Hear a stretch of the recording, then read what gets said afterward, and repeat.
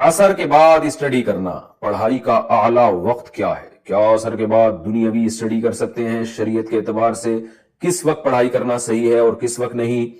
ایثار صاحب انڈیا سے، دیکھیں عصر کے بعد بھی آپ اسٹڈی کر سکتے ہیں، دنیاوی بھی دینی بھی۔ تو ہونا یہ چاہیے کہ آپ فجر اور عصر کے بعد ذکر کا معمول بنائیں، کیونکہ یہ سنت ہے، آپ صلی اللہ علیہ وسلم کی بہت زیادہ ترغیب ہے۔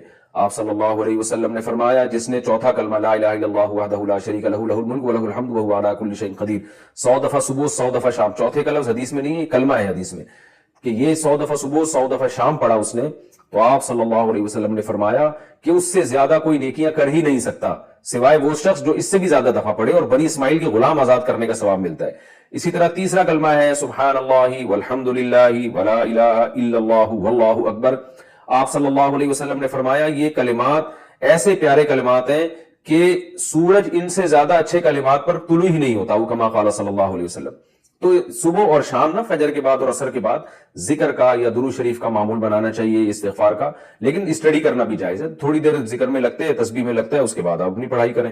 رہا یہ مسئلہ کہ شریعت کے اعتبار سے کس وقت پڑھائی کرنا بہتر ہے کس وقت نہیں ہے، دیکھیں اس میں شریعت خاموش ہے، کیونکہ یہ میڈیکل سائنس کا مسئلہ ہے، یہ شریعت کا مسئلہ نہیں ہے۔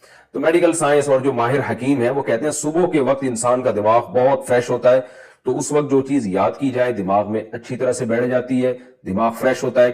سب سے بہتر جو ہے نا پڑھنے والوں کے لیے جو ایک فارمولہ ہے جو میں بتا رہا ہوں آپ کو، اگر آپ نے اس پر عمل کر لیا تو آپ کے تھوڑے وقت میں بہت برکت ہو جائے گی۔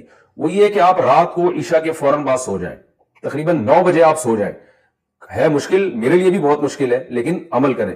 9 بجے جب آپ سو گئے تو 10 11 12 1 2 5 گھنٹے بہت ہیں۔ 2 بجے آپ اٹھ جائیں، 2 بجے اٹھنے کے بعد آپ وضو کریں، تہجد کی نماز پڑھیں، دعا مانگیں، اس کے بعد آپ اسٹڈی کے لیے بیٹھ جائیں، مزہ نہ آئے پیسے واپس۔ اتنا فریش دماغ ہوگا آپ کا، اور اتنے کم وقت میں آپ بہت اچھا کام کر سکتے ہو، اسٹڈی کر سکتے ہو، آپ جو ہے وہ حافظہ آپ کا اس وقت بہت تیز ہوگا، اور صحت بہت اچھی ہونا شروع ہو جائے گی۔ پھر جب فجر سے تھوڑی دیر پہلے آپ بہت تھک جائیں پڑھ کے، تو فجر سے پہلے اذان کے بعد 10-15 منٹ نیند لے لیں، جیسے کہ نبی صلی اللہ علیہ وسلم کی سنت ہے کہ آپ فجر کی اذان اور فجر کی نماز کے دوران تھوڑی دیر آرام کیا کرتے تھے، تو اس سے آپ اور زیادہ فریش ہو جائیں گے، ہٹو بچوں سے بھی اوپر کی چیز ہو جائے گی۔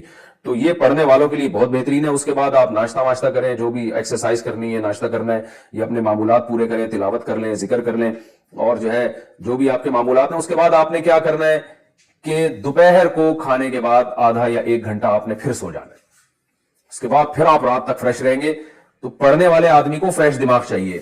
آج کل جو پبلک کی روٹین چل رہی ہے اس میں دماغ فریش نہیں رہتا، محنت زیادہ کرنی پڑتی ہے، دماغ کو تھکانا پڑتا ہے، اس کا آؤٹ پٹ بہت کم ہوتا ہے، اور اس دماغ کی تھکاوٹ سے صحت برباد ہوتی ہے، دماغ خراب ہو جاتا ہے۔ آپ پڑھے لکھے لوگوں کو دیکھیں جو میری اس وقت مسائل سن رہے ہیں، ان کے علاوہ کی بات کر رہا ہوں، اکثر پڑھے لکھے لوگ میں نے بیچارے تھوڑے سے اب نارمل ہی دیکھے ہیں، یعنی جو پھر بتا دوں جو میری اسپیچ سن رہے ہیں ان کے علاوہ کی بات کر رہا ہوں۔ وجہ کیا ہے؟ وہ دماغ کا اتنا غیر ضروری استعمال، اور تھکے ہوئے دماغ کے ساتھ پڑھتے رہتے ہیں، کھانا کھایا ہوا پھر کتاب لے کے بیٹھے ہوئے، تو وہ پیٹ بھی خراب دماغ بھی خراب۔ تو یہ جو میں نے آپ کو روٹین بتائی ہے بڑی خاندانی قسم کی روٹین ہے، اس پر عمل کریں، مزہ نہ آئے پیسے واپس، انشاءاللہ بہت فائدہ ہوگا، انشاءاللہ بہت زیادہ فائدہ ہوگا۔